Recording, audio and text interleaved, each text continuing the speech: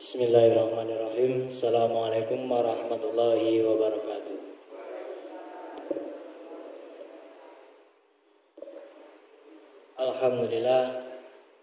Alhamdulillahirabbil alamin wa bihi nasta'inu ala umuri dunya waddin. Wassalatu wassalamu ala asyrafil anbiya'i wal mursalin sayyidina wa maulana Muhammadin wa ala alihi wa sahbihi rasulillahi ajma'in. Amma ba'du. Puji syukur kehadirat Allah Subhanahu wa taala yang mana telah melimpahkan rahmat dan hidayahnya kepada kita semua berupa kesehatan jasmani dan rohani sehingga kita dapat berkumpul di Masjid Miftahul Iman ini dengan keadaan sehat walafiat. Amin ya rabbal alamin.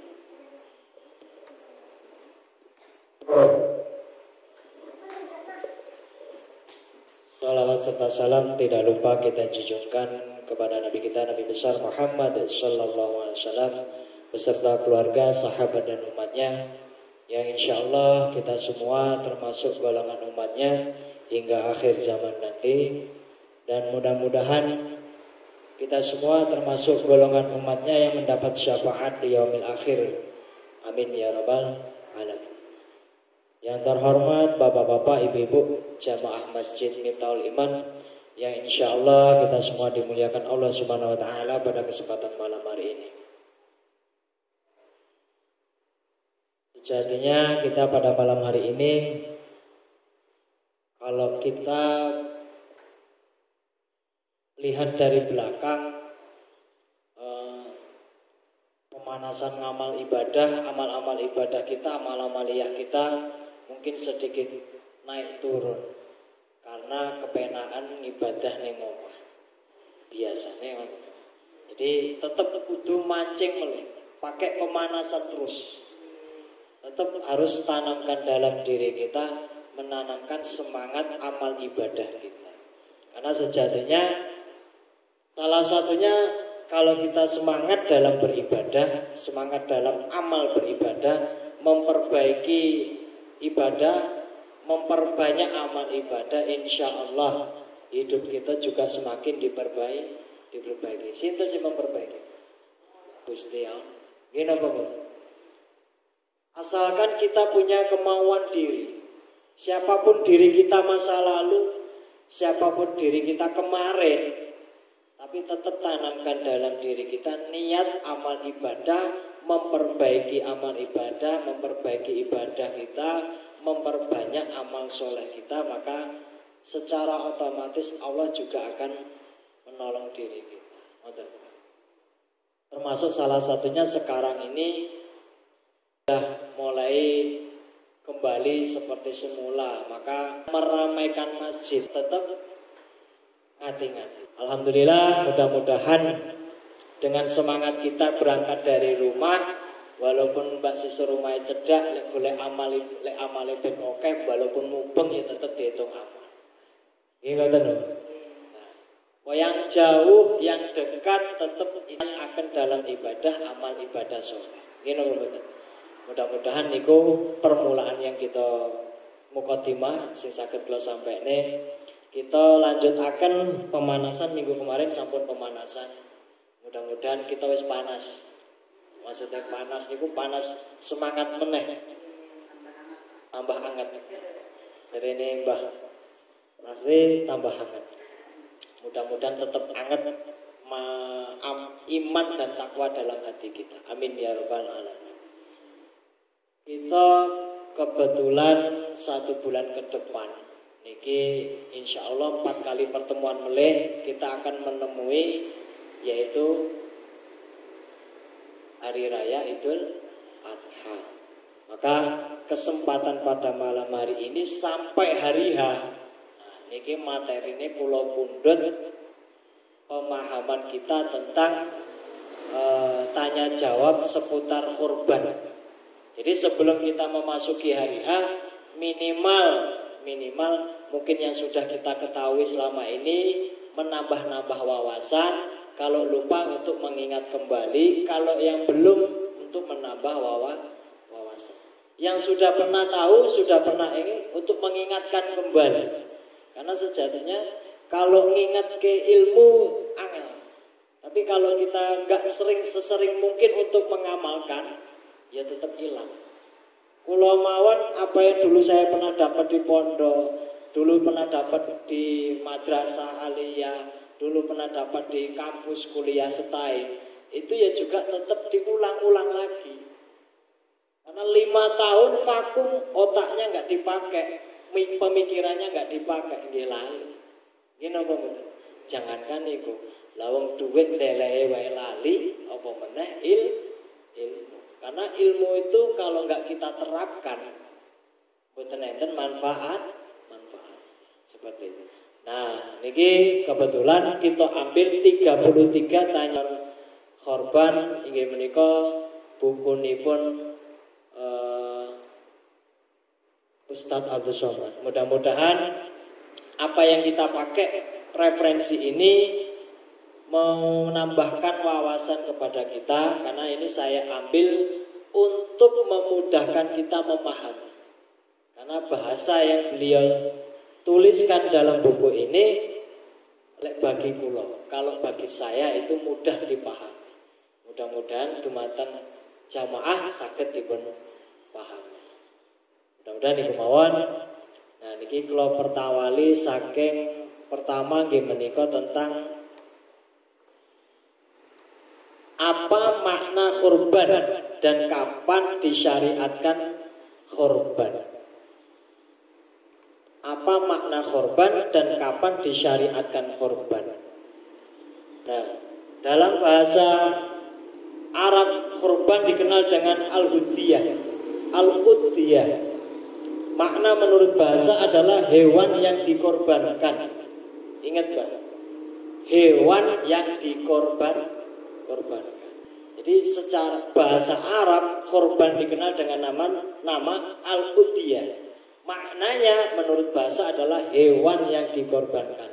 Ngati-ngati, bukan duit yang dikorbankan, tapi hewan yang dikorbankan. Atau hewan yang disembelih pada hari Idul Adha. Jadi kambing, sapi, unta, dan lain-lain yang sifatnya hewan ternak niku yang dikorbankan. Sedangkan menurut ahli fikih, al-udhiyah didefinisikan sebagai sebagai berikut. Wa minan na'ami taqarruban ila Allah taala mi yaumil 'id ilal akhiri ayyamit tasyrik. Hewan yang disembelih untuk mendekatkan diri kepada Allah Subhanahu wa taala sejak hari Idul Adha hingga hari-hari tasyrik. Hari tasyrik niku pinten? 11, 12, 13. 3 hari tasyrik. Kalau hari hanya 10 Zulhijjah. 11, 12, 13. Hewan yang disembelih untuk mendekatkan diri kepada Allah Subhanahu wa taala sejak hari Idul Adha hingga hari-hari tasyrik. Ini menunjukkan perbedaan Idul Fitri dengan Idul Adha. Kalau Idul Fitri 1 hari mulai dari azan maghrib puasa terakhir ya, mulai azan maghrib sampai besok pagi sholat id, itu selalu bertakbir.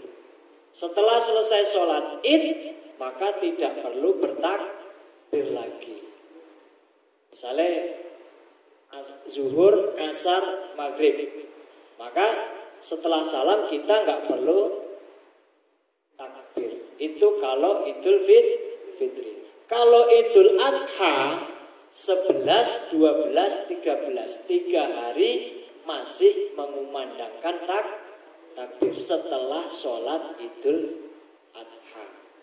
Jadi 11, 12, 13. Nah, ini perbedaannya Idul Fitri dengan Idul Adha. Kemudian itu kalau kita dalam bahasa Arab disebut dengan hewan yang dikorbankan. Kalau dalam menurut ahli fikih yaitu hewan yang disembelih atau untuk mendekatkan diri kita kepada Allah Subhanahu wa taala.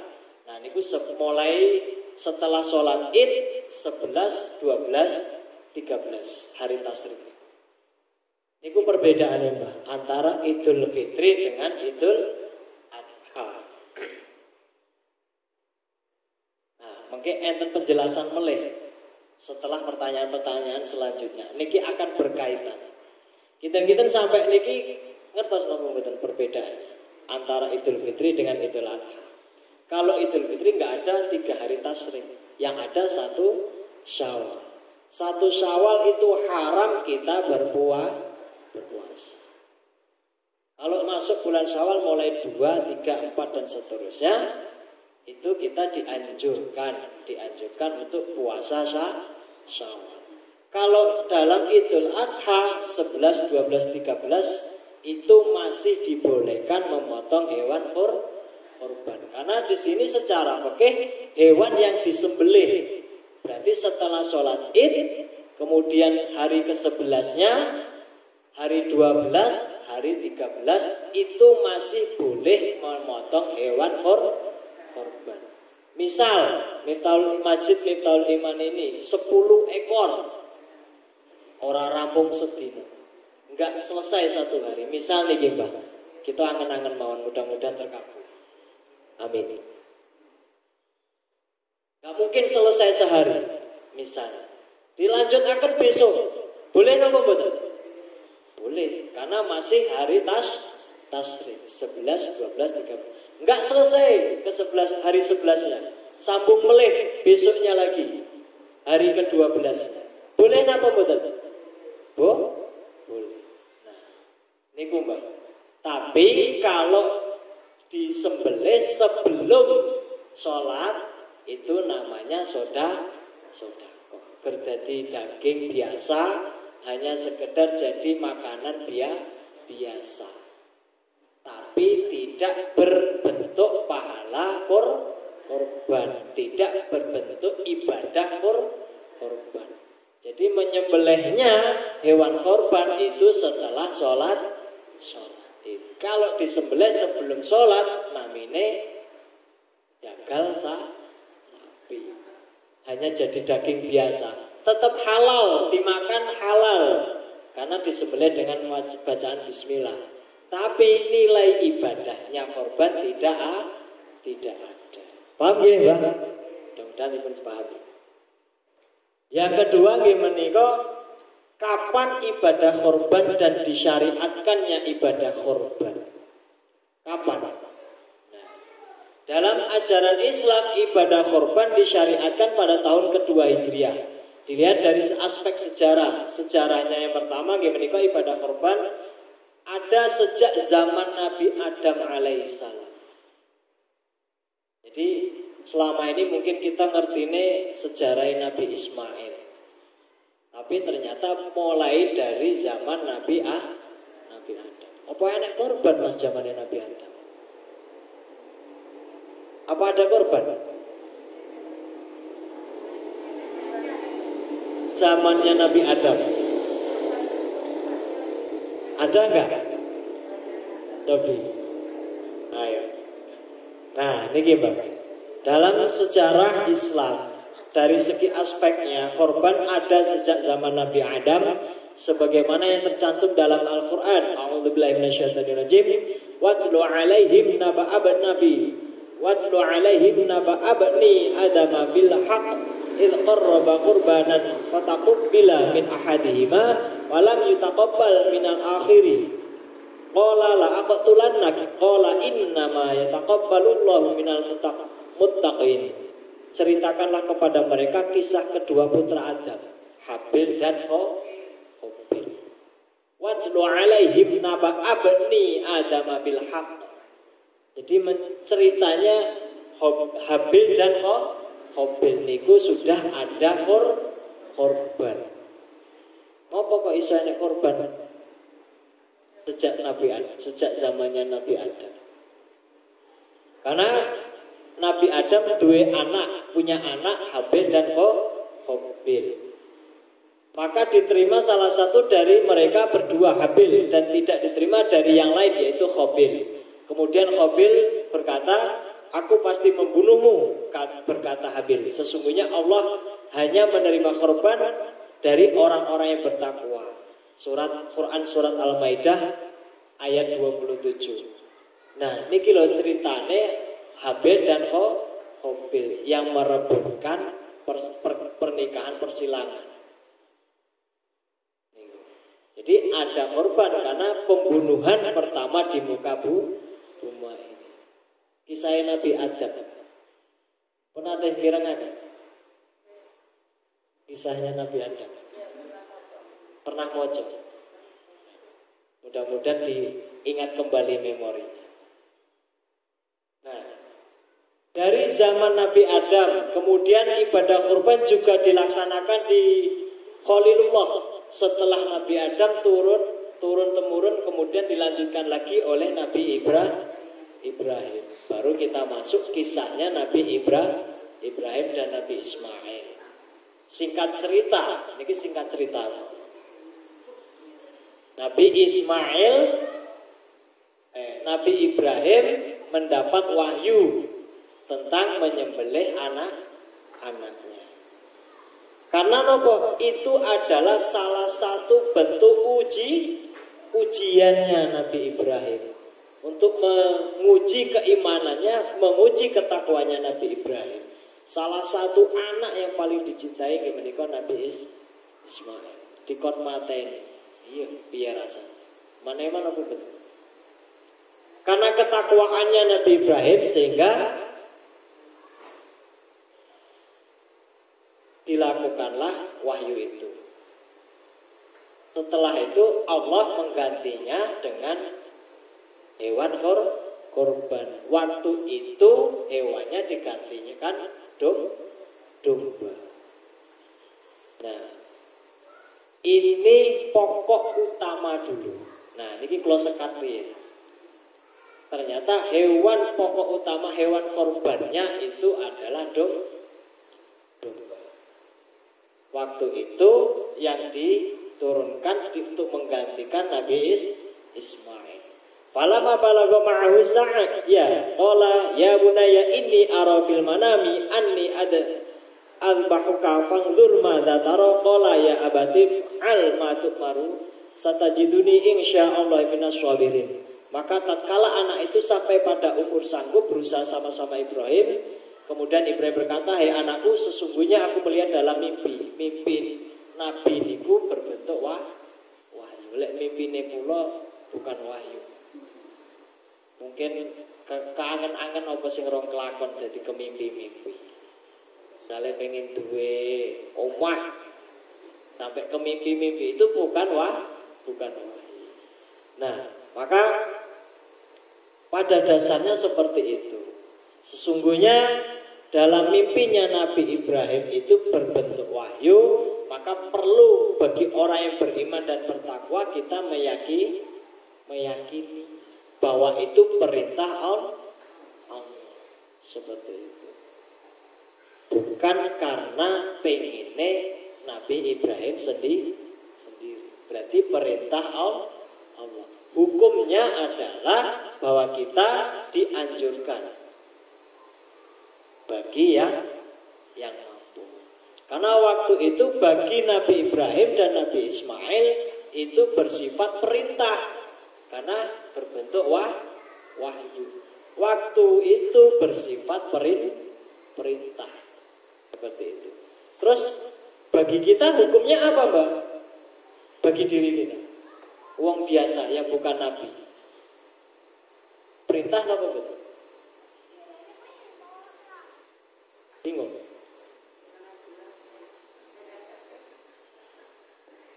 Nah, maka sejatinya dalam ayat Al-Quran itu kita disuruh untuk melaksanakan ibadah korban, untuk mendirikan sholat kemudian berkorban, berarti perintah.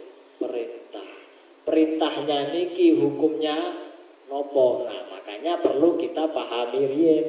Kita harus tahu dulu asal muasalnya dulu. Kita harus tahu dulu sejarahnya dulu. Kita harus tahu dulu sirahnya dulu. Sirah ini sejarah. Supaya kita paham dulu. Jangan langsung kita vonis hukumnya koyok ngene. Oh, ngertiku gur koyok ngene. Tidak seperti itu. Maka kita harus pahami dulu sirahnya. Nah, kemudian ibadah kurban juga dilaksanakan oleh Nabi Ibrahim. Nabi Adam, di zaman Nabi Adam juga ada. Kemudian di zaman Nabi Ibrahim juga ada. Kemudian apa dasar hukum disyariatkannya kurban? Nah, ini kita masuk yang ketiga. Apakah dasar hukum disyariatkannya kurban? Apa dasar hukumnya? Ibadah kurban itu disyariatkan berdasarkan Al-Quran, berdasarkan hadis, dan kemudian berdasarkan ijtima ulama. Dalam sebuah hadis, dalam sebuah Al-Quran, kemudian kesepakatan para ulama. Kemudian dalilnya putih. Dalil dari Al-Quran antara lain gimana? Fasholli li rabbika wanhar. Fasholli, maka dirikanlah sholat. Fasholli, maka dirikanlah sholat. Li rabbik, karena Tuhanmu. Wanhar, dan berkorban. Niku Quran surat Al-Kautsar ayat 2. Niku dalil yang disyariatkan kita, hukum dasarnya berkorban. Berarti niki perintah Allah, dasar hukumnya. Niki kita lihat dari segi dalil Al-Quran. Maksudnya Al-Quran itu dawe Gusti Allah. Niki dawe Gusti Allah, hukum dasarnya berkorban tadi. Fasholli li rabbika wanhar, maka dirikanlah sholat karena Allah dan berkorban. Kemudian selanjutnya ada mulai dalilnya wal budna ja'alnaha lakum min sya'airillah, dan telah kami jadikan untuk kamu unta-unta sebagian dari syiar Allah Subhanahu wa taala. Quran surat Al-Hajj ayat 36. Dari dawai Gusti Allah yang kita ambil dari Al-Quran, Quran surat Al-Kautsar, fasholli li rabbika wanhar, kemudian wal budna ja'alnaha lakum min sya'airillah, itu bentuk hewan korban yang disyariatkan. Seperti itu. Jadi dasar hukumnya adalah perintah Allah. Nah, saat ini konteksnya dasar hukum perintah itu antara mampu dan tidak mampu. Nah, turun meleh pemahamannya. Maka kita pahami riyen dasar hukumnya dari Al-Quran, fasholli li rabbika wanhar. Niku dawuhe Gusti Allah. Senes dawuhe kula, Mbah. Senes dawuhe Ajis nggih. Fasholli li rabbika wanhar, dawuhe Gusti Allah. Disyariatkan untuk berkorban. Dilanjut kelima, apakah dalil ibadah kurban dari sunnah? Apakah dalil ibadah kurban dari sunnah? Dalil dari sunnah antara lain niki saking hadis riwayat Al-Hakim Ibnu Majah At-Tirmizi. Ma'amila adamiyun min amalin yauman nahri ahabba ilallahi min iraqatid dam. Innaha la ta'ti yaumal qiyamah biquruniha wa ash'ariha wa adlafiha. Wa inna dama la yaqa'u minallahi bimakanin qabla ay yaqa'a minal ardi fatibu biha nafsan. Tidaklah seorang manusia melakukan suatu amal pada hari nahar, an-nahar, hari raya kurban 10 Zulhijjah, yang lebih dicintai oleh Allah Subhanahu wa taala dari menumpahkan darah. Maksudnya menumpahkan darah niku mboten gelut, tapi menyembelih kurban. Tidaklah seorang manusia melakukan suatu amal pada hari raya Idul Adha yang lebih dicintai oleh Allah Subhanahu wa taala daripada menumpahkan darah. Maksudnya menyembelih hewan kurban. Sesungguhnya hewan kurban itu akan datang pada hari kiamat dengan tanduk, dengan bulu dan kukunya. Sesungguhnya Allah Subhanahu wa taala telah menerima niat berkorban itu sebelum darahnya jatuh sampai ke tanah. Maka bersihkanlah jiwamu dengan beribadah kurban. Nah, itu dari hadis Al-Hakim Ibnu Majah dan At-Tirmizi. Berarti kita dalam dalil sunnah, dalam hadisnya kita niku dianjurkan menumpahkan darah, yaitu maksudnya menyembelih hewan kurban di hari An-Nahar, di hari nahar, yaitu 10 Zulhijjah, yaitu Idul Adha. Dari hadis ini Mbah, penting kita paham bahwasanya ini sebenarnya yang penting yang tahun ini melakukan yang kocokane masuk, yang nembus ibadah korban ini kudune melu. Hari hanya nanti, ya kan? Memang harus kita disunahkan untuk menyaksikan sembelihan hewan korban. Kalau kita mampu, kalau kita bisa, maka melakukan sendiri sembelihan. Kalau mampu dan kalau bisa. Terus kalau perempuan piye wis genah gak mampu, wis genah gak bisa. Apakah dapat gak sunahnya menyembelih sendiri? Dapat apa betul? Ada, tanpa harus melakukan sembelih sendiri, ada yang bisa dilakukan, yaitu mulai tanggal 1 sampai tanggal 10 puasa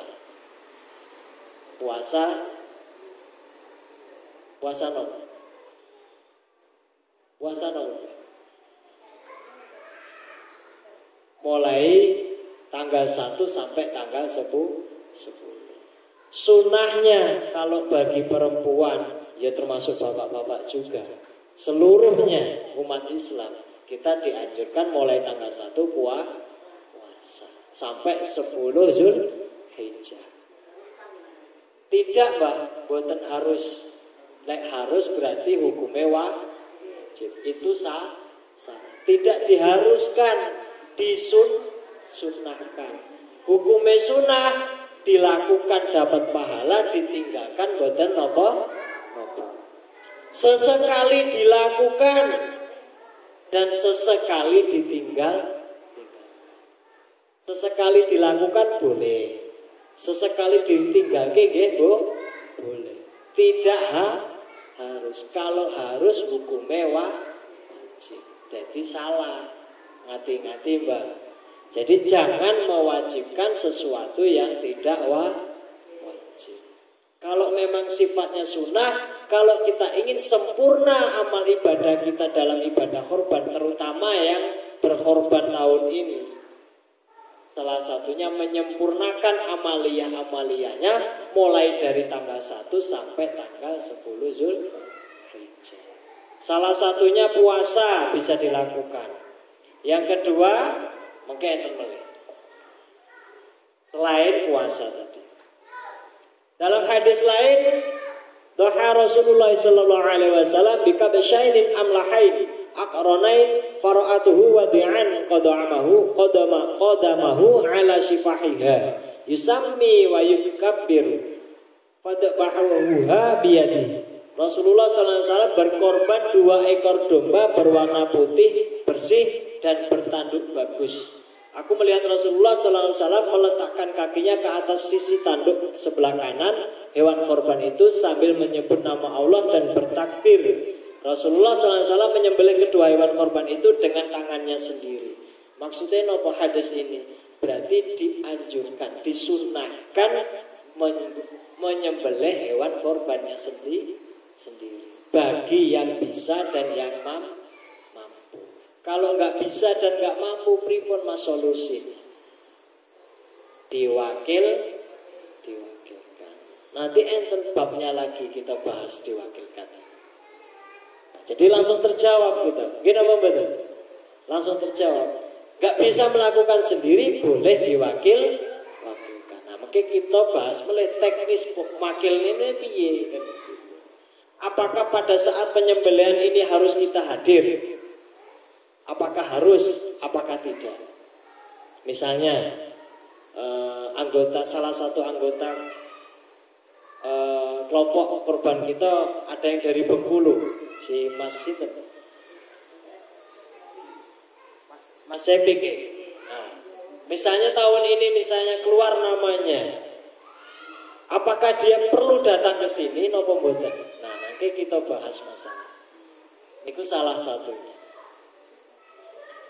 Dari sebuah hadis ini menunjukkan bahwa Maknanya bahwa Rasulullah SAW menyembelih hewan korban itu dengan tangannya sendiri. Berarti Kanjeng Nabi melakukan ibadah korban dengan menyembelih hewan korbannya sendiri. Gini apa betul? Niki sunnahnya. Lek buatan sakit, kalau tidak mampu, kalau tidak bisa, tidak diwajibkan motong sendiri. Bahaya, ora iso jenengan meksa iso, bahaya. Kula mawon sing pertama kali tahun wingi, tahun kemarin, pertama kali kula kuwi ayo wis dredeg. Saya seumur hidup pengalaman pertama nyekel parang 40 cm. Ayo, wis kejet-kejet. Pengalaman kula. Kalau di tahun pertama kelompok 21 1439 tasih denangi alih almarhum. Tasih mampu membantu nyekel parange almarhum. Dan tahun kemarin ngerasakne itu pengalaman pertama kali. Ngoten mawon sik mogel. Kepilih belah dhewe. Kalau sudah pertama kali melakukan insya Allah. Tapi tetap kita ambil pelajarannya. Niku walah sekatus wingi kula sampaikan yang saya sampaikan kemarin. Apapun orang yang beriman itu selalu ambil ilmunya, ambil wawasannya, ambil hikmahnya. Kalau kita beriman dan bertakwa, niatnya ibadah, nilainya ibadah dan berpahala, penting kita ambil ilmu. Nyembelih niku nggih kudu duwe ilmunya. Gini apa betul? Pulau mawon saya sendiri pulau praktek 1 bulan sebelum hari yang motong niku Mbak. Mulai dari nontoni tutorial YouTube, mulai dari konsultasi sama yang sudah pernah melakukannya, mulai seko gamane, mulai yang pengalamannya, waduh gejlimet. Persiapannya 1 bulan full. Yang ahline gaman ya senyang ahline gaman.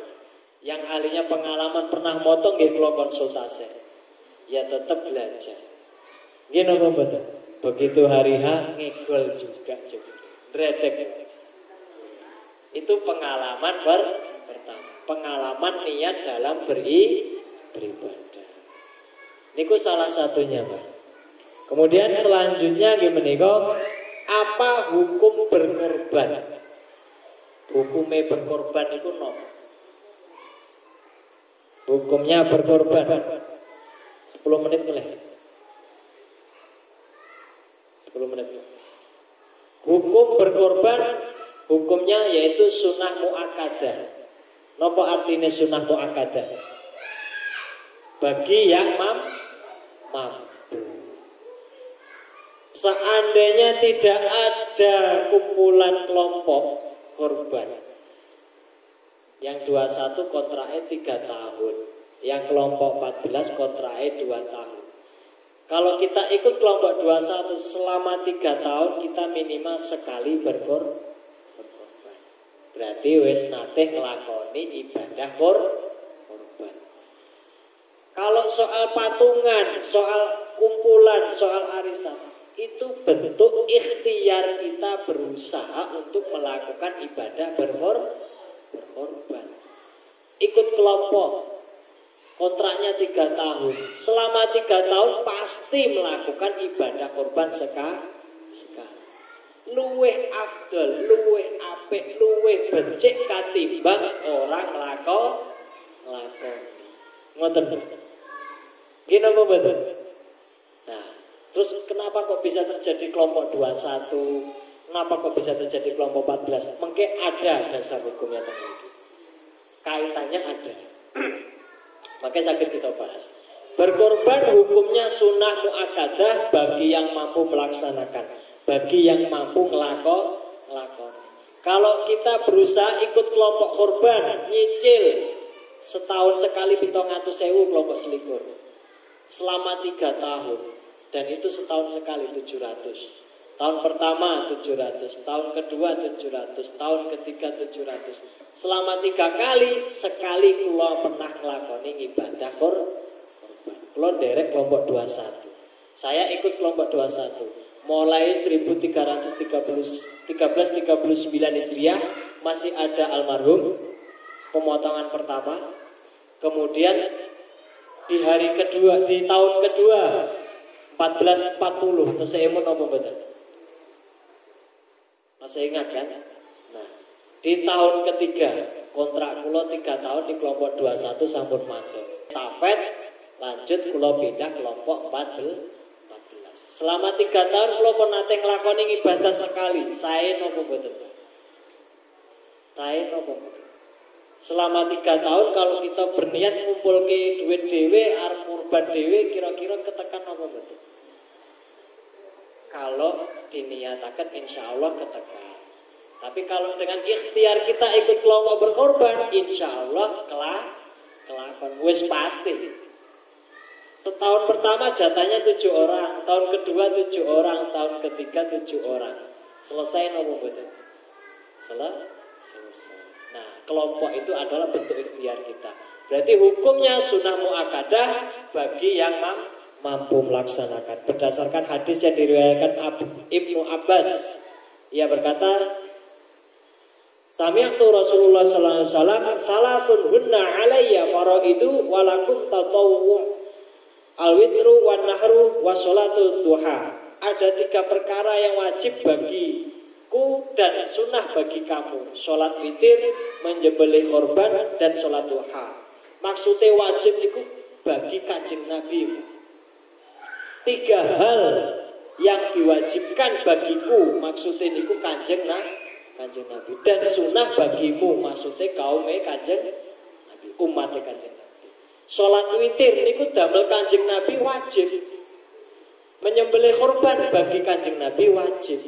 Dan sholat duha bagi Kanjeng Nabi wajib. Niki dalil itu. Hukumnya untuk Kanjeng Nabi wajib, tapi damel umatku tidak wajib. Maksudnya sunnah. Kalau mampu dianjurkan melakukan. Kalau tidak mampu tidak apa. Salah 3 wajib bagiku dan sunnah bagi umatku. Nggih menika salat witir, menyembelih korban, dan salat duha. Hati-hati. Salat duha itu wajib bagi Kanjeng Nabi, sunnah bagi kita. Kalau kita mampu berarti muakkadah, dianjurkan. Kalau enggak mampu boten nopo. Gitu, Pak. Kalau mampu, lek kober nglakoni sae. Kalau enggak kober atau enggak sempet boten nopo. Namine sunnah, sesekali ditinggalkan enggak apa-apa, sesekali dilakukan juga tidak apa-apa. Maka sekali tetap konteksnya kula sampaikan meleh, jangan mewajibkan sesuatu yang tidak wajib. Dasar hukumnya dulu dipegang. Niku riyen mudah-mudahan sakit kita pahami. Insya Allah pertemuan ke depan kita perbanyak lagi pengetahuan-pengetahuannya. Mudah-mudahan sakit bermanfaat, khusus ikut damel kula lan umumipun damel sedaya jamaah. Mugi-mugi sakit nambah wawasan, mugi-mugi menambah ilmunya, dan termasuk khususipun jamaah Masjid Miftahoul Iman. Insya Allah kita selalu semangat dan terus berupaya mempertahankan ibadah korban dalam spirit kehidupan kita sehari-hari. Niku mawon sisa kula sampene, mudah-mudahan bermanfaat. Kula hamba Allah yang dhaif, hamba Allah yang fakir. Bila enten luput, salah omong, salah ucap, salah kata, mohon maaf yang sebesar-besarnya. Kula akhiri wabillahi taufiq wal hidayah wal ridha wal inayah wal syafaati Rasulillah. Wassalamualaikum warahmatullahi wabarakatuh.